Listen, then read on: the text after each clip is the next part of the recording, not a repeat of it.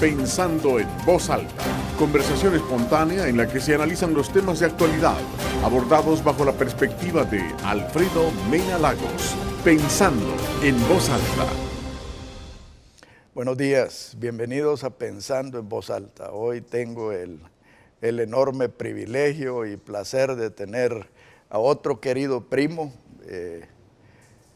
que es una eminencia en historia, y le quiero dar la bienvenida a Pedro Escalante Mena, aunque es muy conocido por su nombre artístico, que es Escalante Arce. El nombre de pluma, que usamos mucho, el Escalante Arce. Pero bienvenido, Pedro. Gracias, primo, no sabes el gusto, gracias por la invitación y un privilegio estar contigo, estar aquí contigo en el programa. Bueno, yo creo que el privilegio es mío, ¿verdad? Pero yo aprecio mucho la labor que tú haces. Creo que es valioso aprender de la historia. Como decía Santayana, el que no conoce de historia está condenado a repetirla. Y por eso te he invitado ahora, Pedro, porque acabamos de tener la semana de los 12 de octubre, que es el Día de la Raza, le llaman aquí, pero en el resto del mundo es el Día de la Hispanidad, como...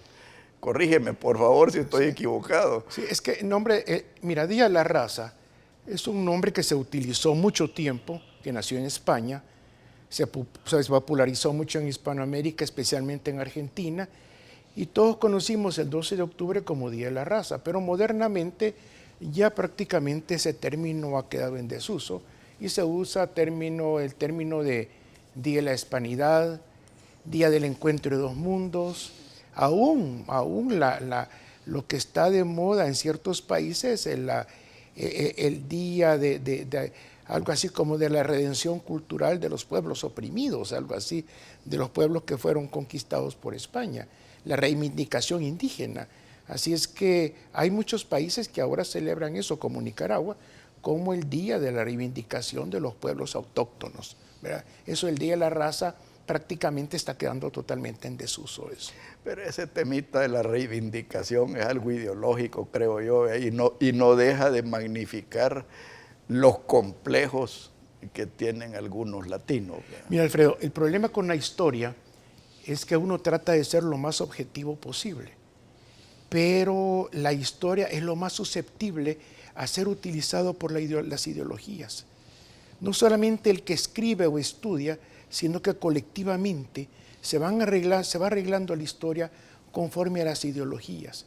Así como se ha hablado tanto de una historia oficial, de que los gobiernos antes propulsaron una historia oficial, también modernamente en muchísimos países ya no es una historia oficial como se utilizaba antes, una historia cívica, sino que es una historia totalmente permeada por las ideologías en boga en los diferentes países.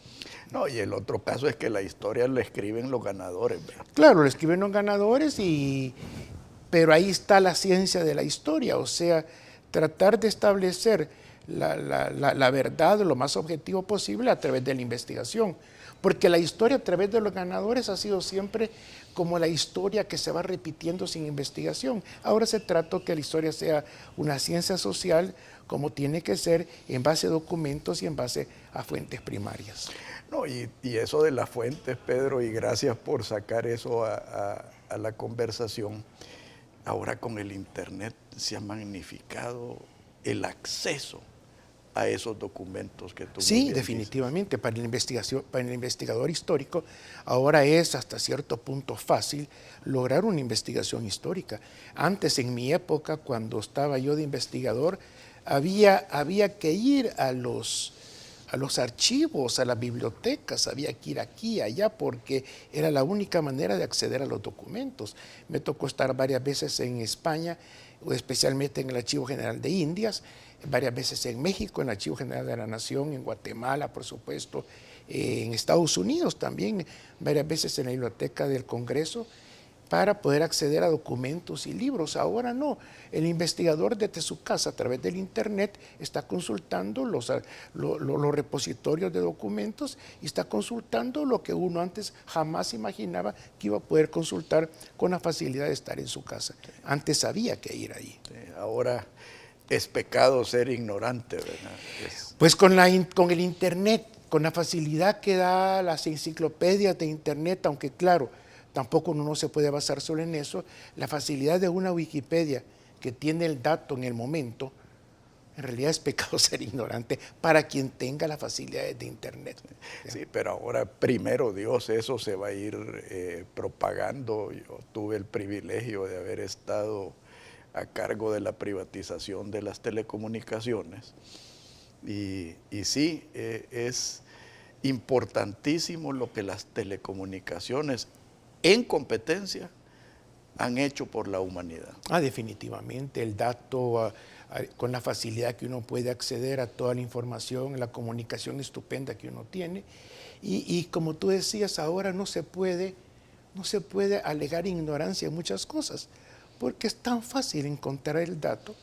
Y ahora, eso ha tenido una consecuencia negativa para las bibliotecas, porque el fenómeno que ahora se da, Alfredo, es que las bibliotecas te llegan cada día menos usuarios. ¿Por qué? Porque muchas veces andan buscando un dato que lo consiguen fácilmente a través de Internet. Así que las bibliotecas tienen menos usuarios y también las casas editoras de libros se quejan de que cada día hay menos demanda de libros por los libros que se pueden leer en una tablet, a través de Internet, y que no hay necesidad de comprarlos, sino que ahí tú estás viendo los libros. Ahora, claro, eso es para cierto tipo de libros. Hay otra, para el investigador histórico, pues hay libros que realmente no los vas a tener jamás en pantalla. Hay libros que hay que irlos a buscar, aún en Internet no te aparece, y ahí sí está una labor que todavía es como antes, de que hay que ir al lugar a buscar los documentos.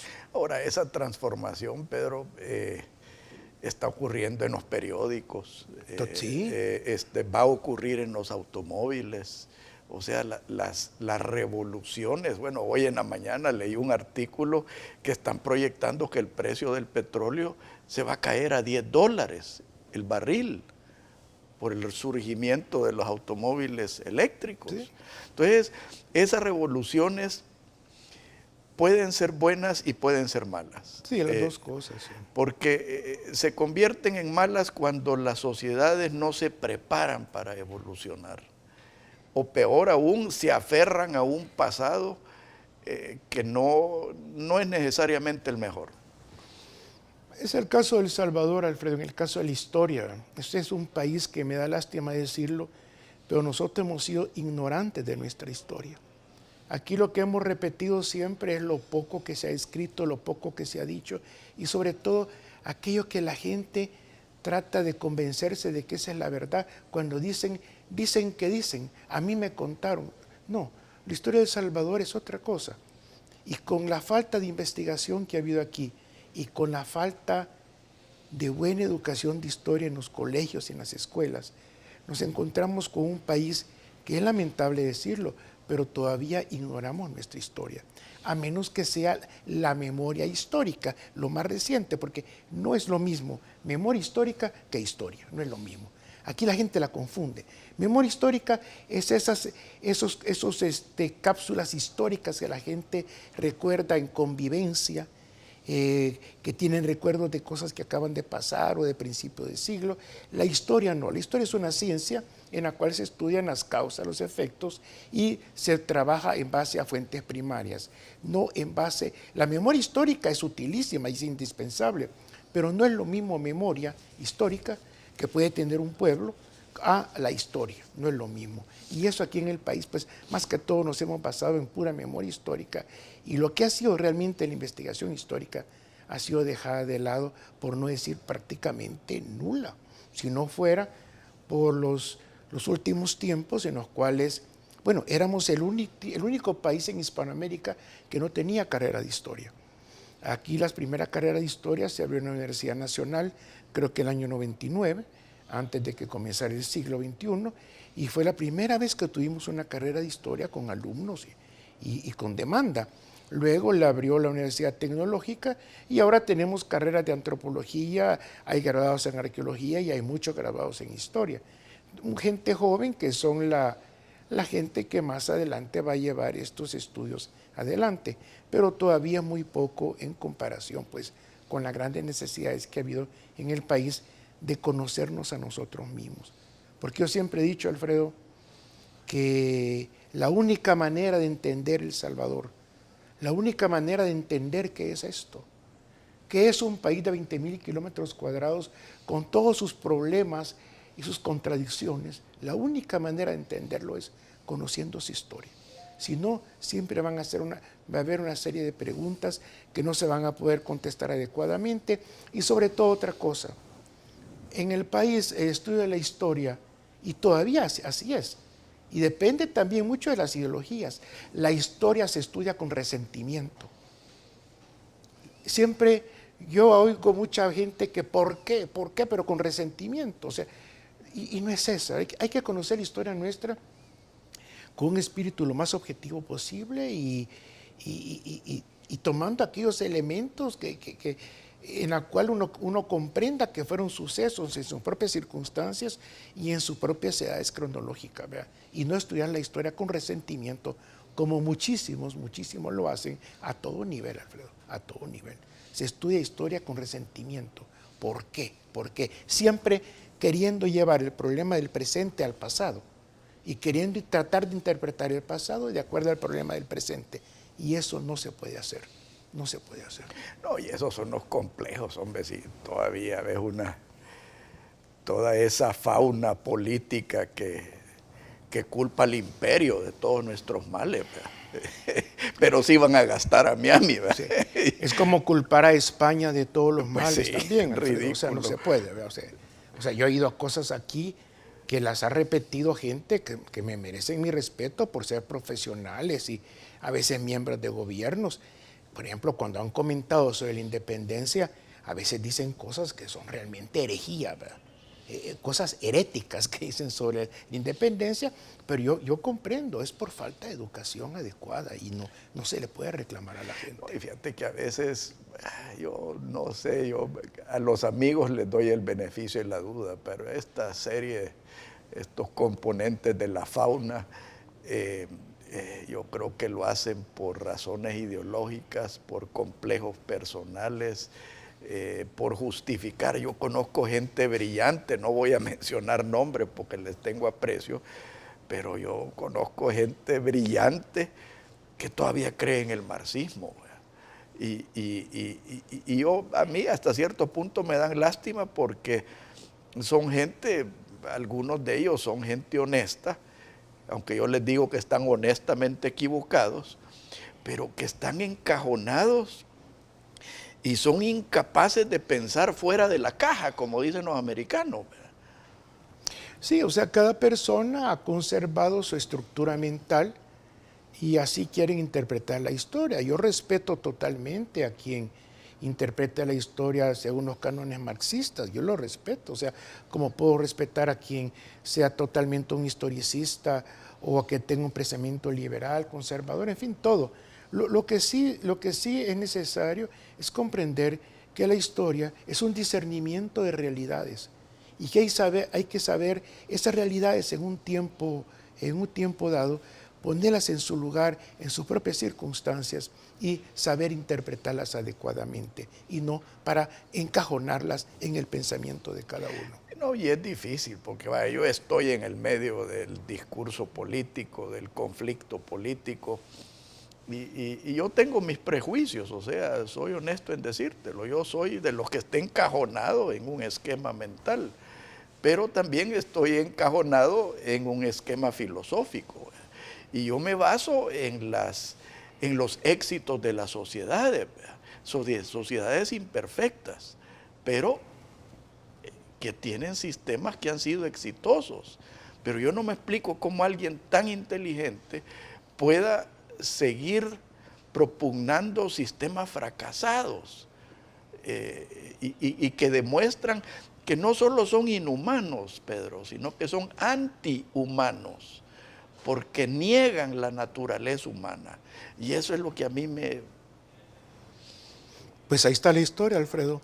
Ahí está la historia para comprender todas esas preguntas, tratar de explicarte esas preguntas que te haces y que nos hacemos todos, como las preguntas que nos hacemos sobre el país, ¿verdad? Ahí está la historia. Ahora, cada uno, es muy difícil, Alfredo, la historia, tratarla en una manera totalmente objetiva. Es muy difícil, muy difícil, porque cada uno tiene su manera de pensar, su corazoncito. Entonces, y sus raíces. Y sus raíces, y sus raíces, es demás. Entonces, que a mí me digan que la historia, que se puede lograr una posición totalmente objetiva en función de la historia, me parece que no es así. Todos, ya sea uno, el otro, siempre va a haber algo subjetivo de acuerdo a su manera de ser y su manera de pensar, siempre, siempre. Y en todos los temas de la historia, sobre todo en los temas de la historia nuestra, siempre sale a relucir esa subjetividad, aunque sea de una manera tenue. Lo importante es leer entre líneas y saber a quién se está leyendo, quién se trata, su proveniencia ideológica, y así pues tratar de seguir adelante. Y en lo posible ver cuál es el propósito. También, pues sí. Pues te digo, el problema de la historia es que a la historia me lo ocupan para todo, Alfredo. Para todo, para la ideología, para la política, para todo. Cualquiera se lleva a la boca historia y está bien, fantástico, porque la historia la historia es cercana a todos. Todos tienen un pensamiento histórico, de memoria histórica, aunque sea de su vida. Dónde nació, con quién creció, quiénes conoció, aunque sea la memoria histórica de su propia vida, pero todos tenemos nuestro acercamiento a la historia. Bueno, Pedro, en el próximo segmento quiero que hablemos de nuestra querida España. Así que por favor no nos cambie, ya volvemos.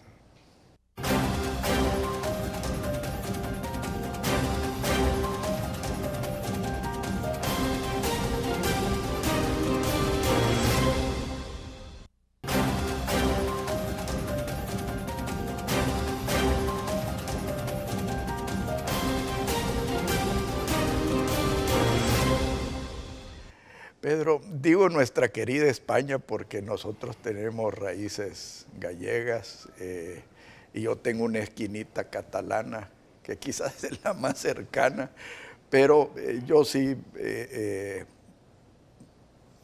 para mí España es muy querida. Y ahora con lo que está sucediendo con Cataluña, que será tema de otro programa, pero quisiera que nos explicaras, Pedro, cómo surgió el proyecto de Colón de venir a América. Mira, se ha escrito mucho sobre Colón, las influencias que tuvo, los viajes anteriores de Colón. Se ha dicho repetidamente que Colón no vino hacia la nada en ignorancia, sino que Colón ya sabía que había algo.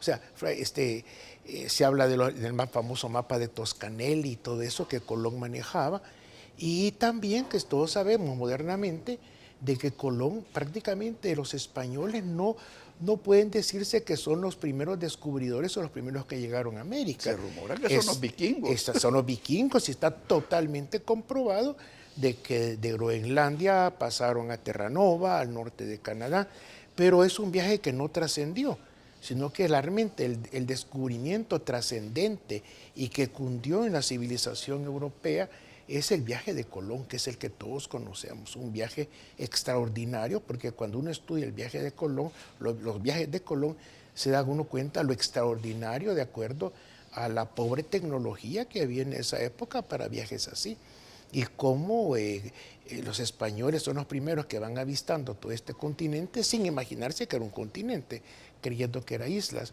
Sobre el pobre Cristóbal Colón, y digo pobre Cristóbal Colón, se ha dicho un montón de infundios, o sea, se le tiene hasta como banda de forajidos que venían aquí, y eso es totalmente equivocado. O sea, los viajes colombinos son todo una proeza de la civilización y de la historia del mundo. O sea, el descubrimiento formal de América, un 12 de octubre del 1492, es un hito en la historia nuestra. Y hay que recordar que el primer lugar donde llegó hasta le puso San Salvador, ¿verdad? La isla, un nombre muy común en ese momento en Europa. Así es que igual que tú, Alfredo, yo tengo un inmenso respeto por España y comprendo que España en América, por diversas razones, la obra de España pues se le pueden presentar una serie de aspectos negativos, definitivamente, por razones históricas que se dieron. Pero en sí, la labor civilizadora de España, que es la que nosotros vivimos ahora, de ninguna manera puede hacerse a un lado, Alfredo, de ninguna manera, al contrario. Ahora, ¿por qué? ¿Cómo era la coyuntura española para que se diera esta colonización? Bueno, en realidad fue una serie de factores que se juntaron. Primeramente, los viajes portugueses, porque antes que España era Portugal la que estaba comprometida en un viaje de descubrimiento, con la diferencia de que Portugal navegó alrededor de África y llegó a Asia, ¿verdad? O sea, Portugal no se adentró a ese mar tenebroso que era el Atlántico, sino que alrededor de África. Y los portugueses son en realidad los pioneros. Ahora, también, ¿por qué se dio ese afán de Portugal llegar a Asia a través de África? Porque en 1453 pues había caído Constantinopla en manos de los turcos y la ruta terrestre se había prácticamente cerrado para los pueblos occidentales cristianos. Ya estaba todo en manos de musulmanes.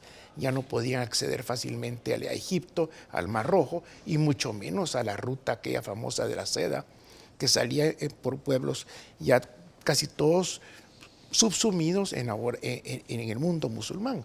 Entonces la caída de Constantinopla y una serie de eventos, los descubrimientos portugueses, hace que España se interese para ellos de por sí buscar una línea de expediciones diferente a Portugal. Porque no hay que olvidar de que después que Colón descubrió América, hubo con Portugal una confrontación de dónde va a ser mi campo de descubrimientos y de expediciones, mi campo geográfico.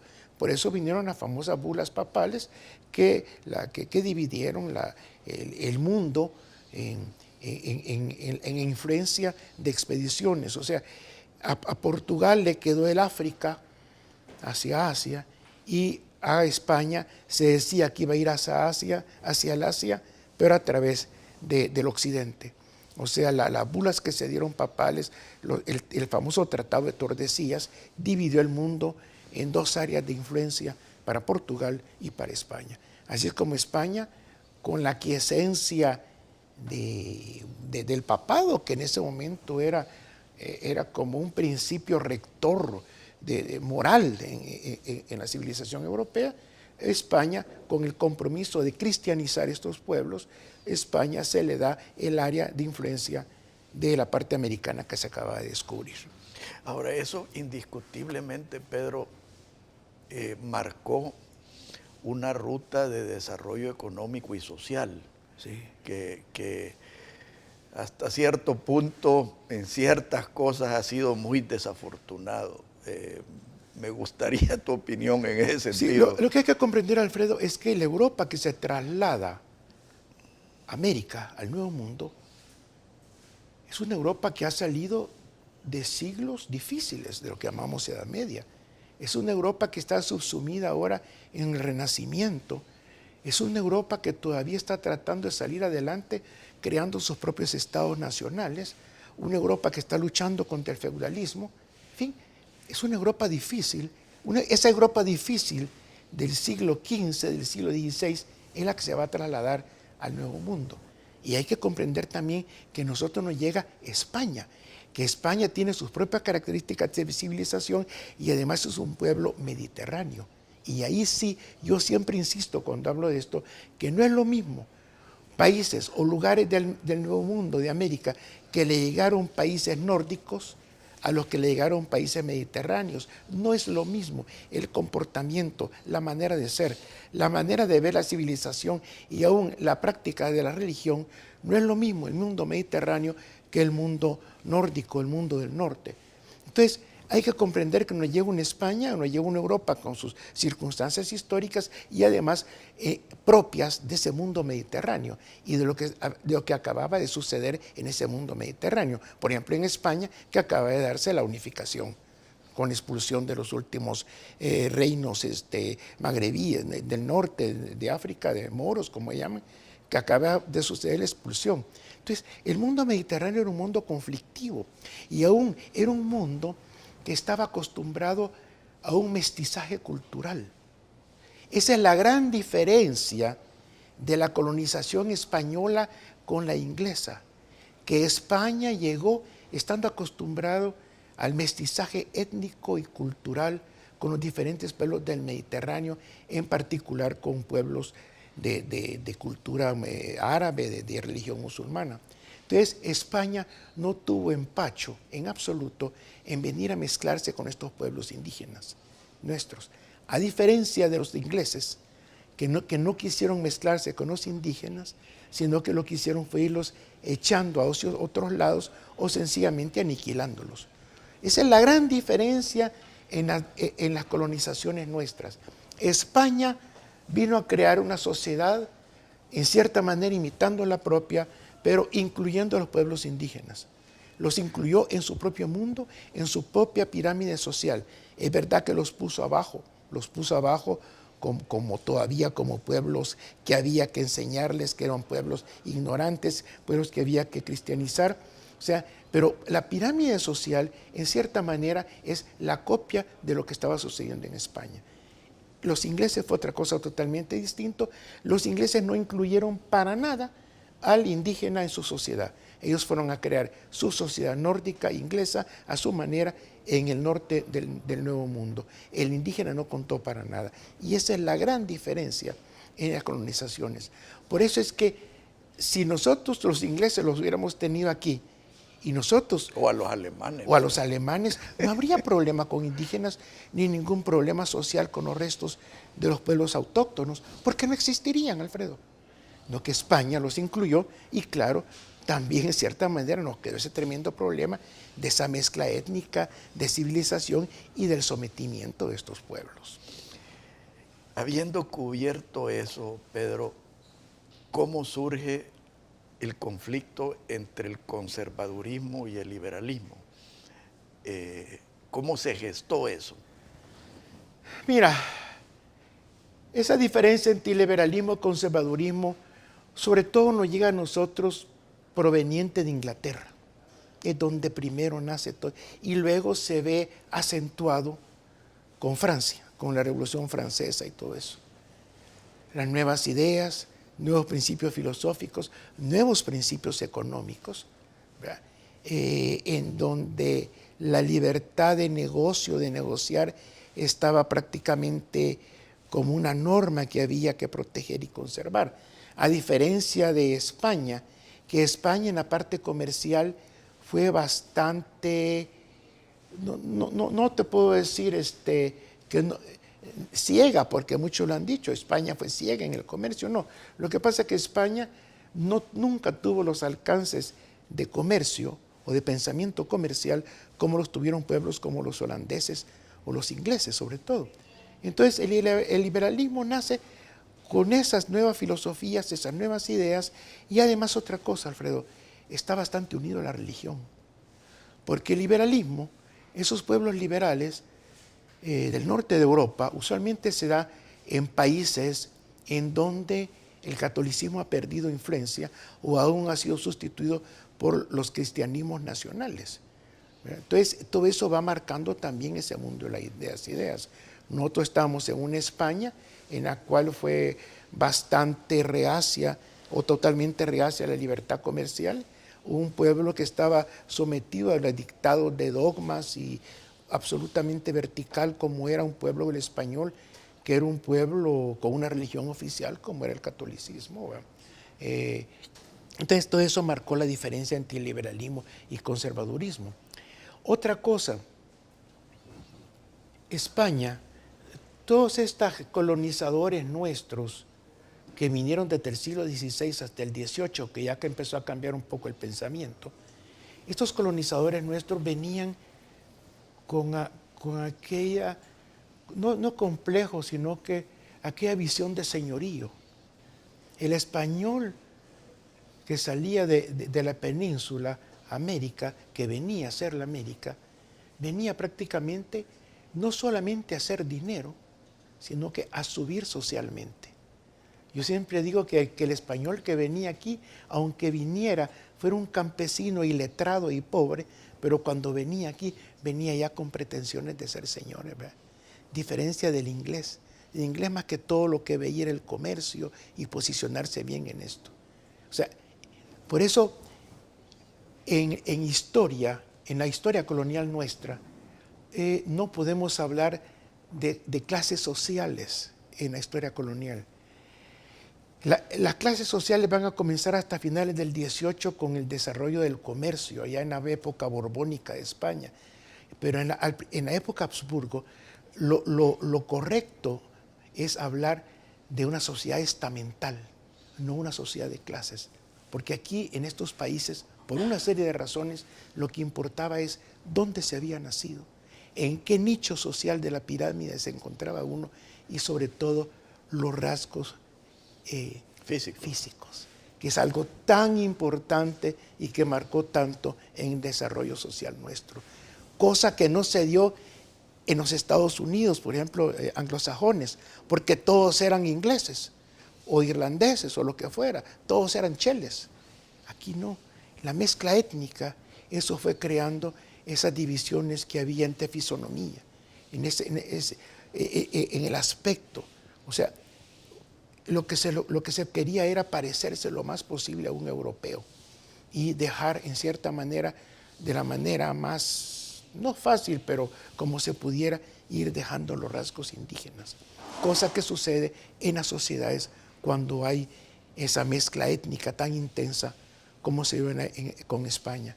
Así que, Alfredo, hay tanta diferencia con los ingleses que los españoles no pueden de ninguna manera compararse, ni estar sujetando, ni comparando lo que sucedió en otras partes con lo que sucedió en la sociedad colonial española indígena de nuestros países. Pedro, en el próximo segmento quisiera analizar el aspecto religioso, porque, y aquí traigo un artículo que te lo voy a regalar después del programa, que es de las cosas más interesantes que he leído sobre el efecto de las religiones en el desarrollo económico y social de las sociedades. O sea, así que lo vamos a ver. Claro que sí, Alfredo.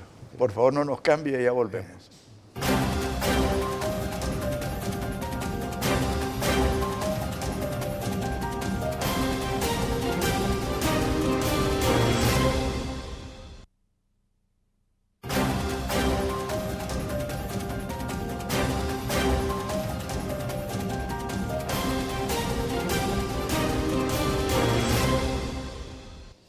Pedro, yo me encontré de casualidad con un artículo interesantísimo que se titula ¿Por qué las naciones protestantes son ricas y las católicas pobres? Te voy a pedir permiso de leer algunas cosas y después me gustaría conocer tu análisis. El primer aspecto es la educación. Dice que Martín Lutero planteó la necesidad de que la gente leyera la Biblia. En cambio, los católicos decían que solo el cura era suficiente que le pudiera leer, el resto de la gente no importaba.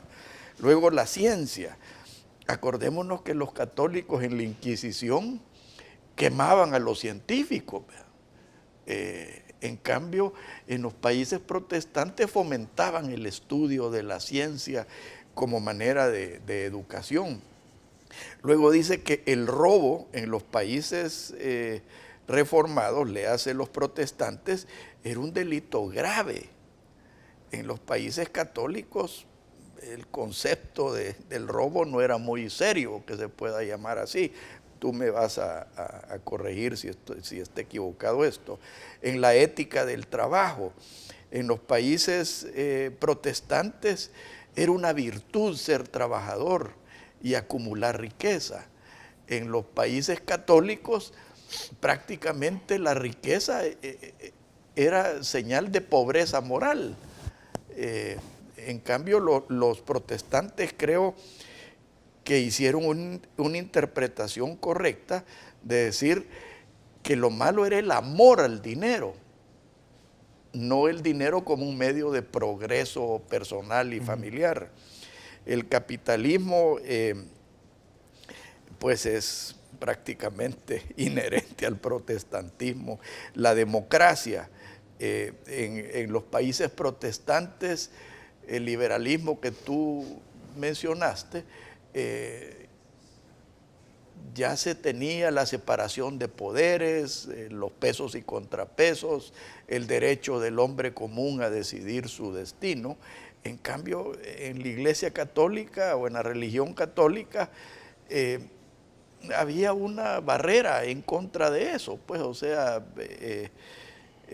y la separación de la Iglesia y Estado era pecado, pues, o sea, la Iglesia tenía el derecho de formar las estructuras y luego el imperio de la ley, que era especialmente necesario en una sociedad liberal a donde cada quien tenía sus derechos y que el Estado de Derecho era fundamental para el desarrollo basado en esas libertades. Me gustaría que nos explicaras y me dieras clase de todo esto. Bueno, mira, Alfredo, Pedro, no es fácil hacer. Es un tema que se ha discutido bastante, o sea, en el sentido, no discutido, sino que es un tema que ha sido motivo de conversación y definitivamente hay que hacer una diferencia en la herencia histórica de los pueblos católicos y los pueblos protestantes. Yo insisto mucho en lo que te decía al principio. Usualmente los pueblos católicos son los mediterráneos, los pueblos protestantes fueron los nórdicos, y ya eso de por sí ya marca una diferencia. Luego viene el hecho de que los países católicos estaban sometidos a una rigidez dogmática y una rigidez en cuanto respeto a la autoridad romana donde se encontrara el papado, o sea, lo que hacía que fueran países verticales, la autoridad del obispo, la autoridad de eso, ya para bien o para mal. La obra de Martín Lutero, que es un personaje que yo respeto muchísimo, aunque yo soy católico y no pertenezco a ninguna religión reformada, para mí Martín Lutero es una de las grandes figuras de la historia. Él no fue un modelo de virtud en su vida, pero la semilla que sembró fue extraordinaria, que después fue seguida por una serie de sus sucesores, no exactamente como él la dijo, sino que surgieron una serie de religiones y de conflictos y todo, pero la idea de la libertad de conciencia que estableció Lutero en base nada más a la lectura de la Biblia fue providencial para que estos países pudieran desarrollarse en una libertad que no tenían los países católicos del Mediterráneo. O sea, hay que comprender de que el hecho de que la lectura misma de la Biblia pues fue para todas las personas una nueva manera de ver la religión y de no atenerse a la interpretación de la autoridad establecida que era el obispo, ¿verdad? Hay una cosa muy sintomática, por ejemplo, aún la música. Hasta época de Lutero todos los cantos de la iglesia eran en latín. El Lutero establece los cantos eclesiásticos en sus idiomas nacionales.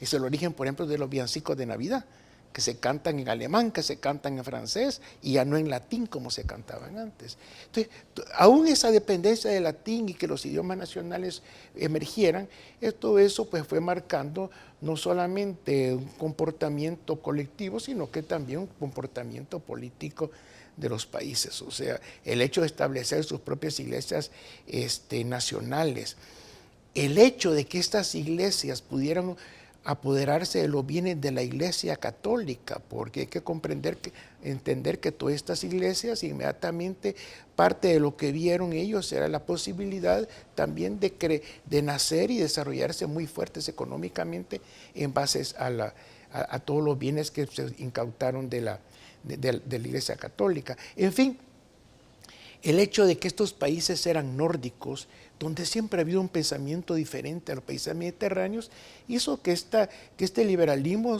surgiera sobre todo en los países protestantes. O sea, hay un montón de razones por las cuales va a surgir en ellos el hecho de que los países del norte muy rápidamente lograron una identificación histórica común, a diferencia de los países mediterráneos, siempre con esas diferencias. Por ejemplo, el caso de Italia, que Italia no existía, era una serie de reinos o sea, todo eso fue atrasando mucho el desarrollo de estos países, y sin embargo el norte como Inglaterra, Holanda, el norte de Alemania y todo eso, en los países escandinavos, pues el desarrollo fue extraordinario. Y está el hecho de que en la religión católica la ganancia de dinero, la ganancia siempre fue vista no de menos, pero algo que podía ser pecaminoso. O sea, otra cosa, el principio religioso protestante de que solamente basta la fe, y el principio católico que la fe sin obra, que la fe necesita obras también. Eso marca también una diferencia, porque cuando uno establece su principio religioso nada más en la fe, no importando las obras, Alfredo, eso te da todo un campo enorme para donde viene la ganancia, donde viene el negocio, donde viene el dinero, el uso del dinero, los préstamos.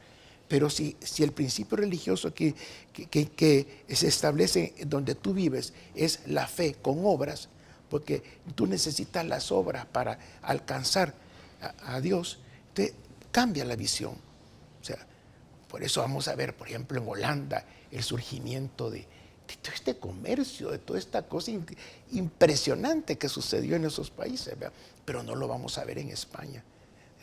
El dogmatismo de la Iglesia Católica, esa parte vertical de la Iglesia, el autoritarismo, el ser España un Estado confesional, el haberse convertido los Habsburgo, porque el Habsburgo español Carlos V se convirtió como en el adalid, por ejemplo, de los países católicos, en contra de los países germánicos que estaban luchando por la Iglesia reformada, y también porque los propios reyes y monarcas pudieran aprovecharse de los bienes enormes que tenía la Iglesia ahí. Todo eso cambió mucho la mentalidad de los pueblos, y claro, el resultado fue que los países protestantes del norte de Europa tuvieron tanto éxito en su propio desarrollo, y los países mediterráneos siempre quedaron un poco a la saga, o bastante a la saga, por todas esas diferencias de religión y aún de manera de ser. Yo te confieso que yo me autodenomino católico protestante. Yo soy católico romano. Ya, no, yo soy católico protestante. Y te voy a contar una anécdota. Para mí era particularmente doloroso de niño ir a las premiaciones del Externado de San José. Porque en esas premiaciones, Pedrito Escalante primero en esto, Pedrito Escalante primero en otro, Pedrito Escalante primero en tal cosa, y yo no pasaba de la medalla de consolación. Yo siempre fui rebelde. Y yo creo que una de las cosas mejores que mi papá hizo por mí fue sacarme del externado y enviarme interno a un colegio católico cerca de Nueva Orleans. Y hasta ahí me hice buen estudiante. Porque mira, la filosofía con que se enseñaba en los Estados Unidos era muy diferente a la filosofía con que se enseñaba aquí en el externado.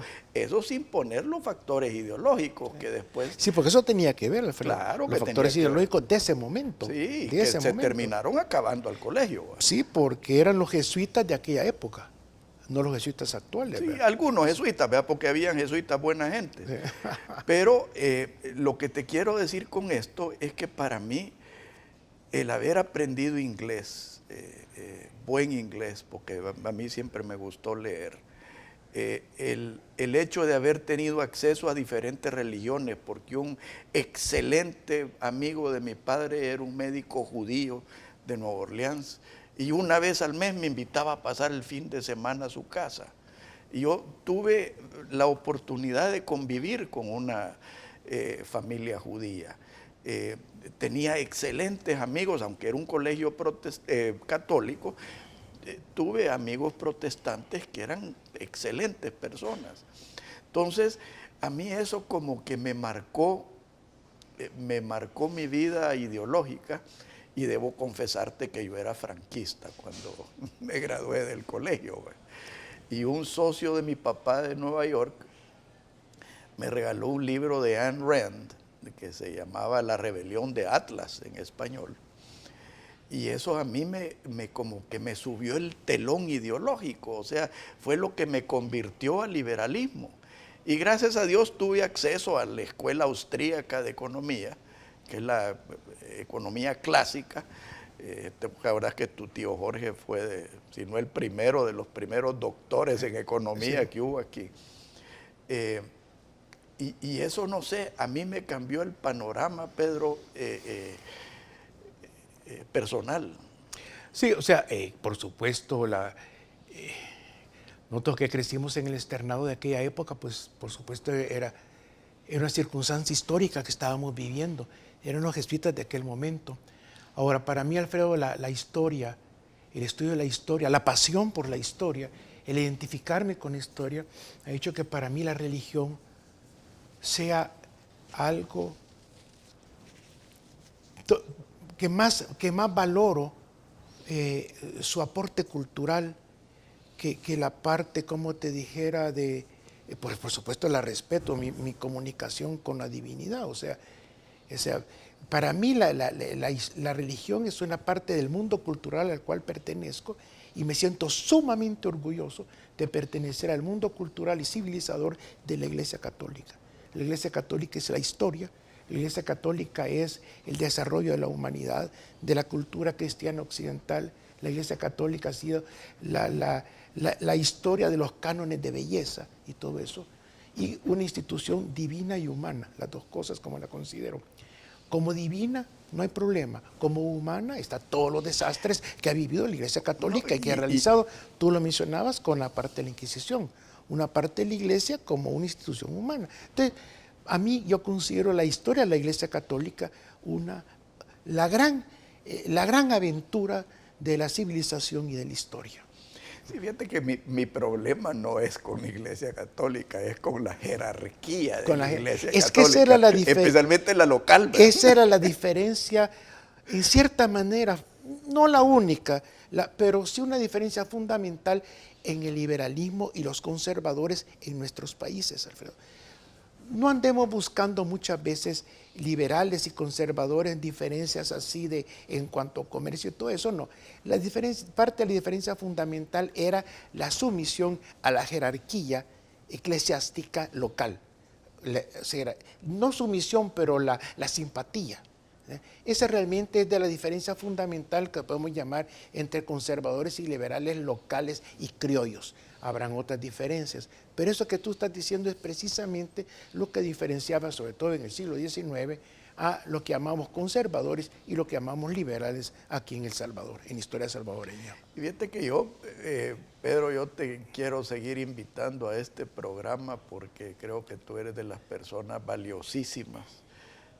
Lo que tú representas para El Salvador es valioso y creo que es digno de propagarse. Y yo te quiero seguir invitando a que analicemos un poco de la historia no moderna de los últimos décadas del siglo XX, sino que anterior a eso. Me gustaría que habláramos algún día de Barrios, del general Barrios, la historia del café que a nosotros ¿Sí?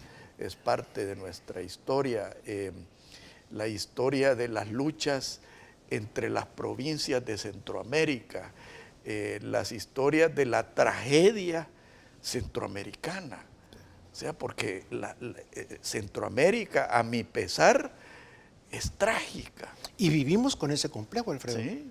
Estos países viven con sobre todo El Salvador, más que vive con complejo de no haber logrado la unidad centroamericana cuando se pudo todavía haber logrado. Es una especie como de complejo permanente y plasmado en las leyes, siempre promoviendo la unidad centroamericana, porque hay una especie de complejo de que no pudimos hacer lo que había que hacer en ese momento. Así es que, primo, yo encantado, y hay tantas cosas de qué hablar, porque yo siempre digo que la historia nuestra es absolutamente fascinante. Sí. Un país tan pequeño, un país de una historia tan dramática, con tanta tragedia, y sin embargo con una historia riquísima por diferentes razones, No, y mira, yo hago la broma de que yo soy un ciudadano centroamericano nacido en El Salvador, porque parte de la familia de mi padre viene de Guatemala. Así es. Parte de la familia de mi madre viene de Honduras. Mi mujer es nica. Es nicaragüense. Y a Costa Rica no me dejan ir solo. Así que esa es parte de la tragedia. Pues sí, hay un país tan pequeño que sin embargo, pues una historia que, Alfredo, hay mucho que hablar sobre El Salvador, muchísimo, muchísimo. Pues mira, yo te agradezco, para mí ha sido un honor y un privilegio tenerte aquí. Creo que nuestros televidentes van a gozar este programa porque es enriquecedor. Y yo sinceramente me siento orgulloso de que seamos miembros de la misma familia. Pues yo soy el que te agradezco, que me siento honrado con estar contigo, sobre todo, pues primos hermanos, aquí hablando de estos temas. Claro. Gracias, Alfredo. Gracias. Gracias, Pedro. Primo. Que Dios los bendiga a todos. Muy buenos días. Esto fue Pensando en Voz Alta, conversación espontánea en la que se analizan los temas de actualidad, abordados bajo la perspectiva de Alfredo Mena Lagos. Pensando en Voz Alta.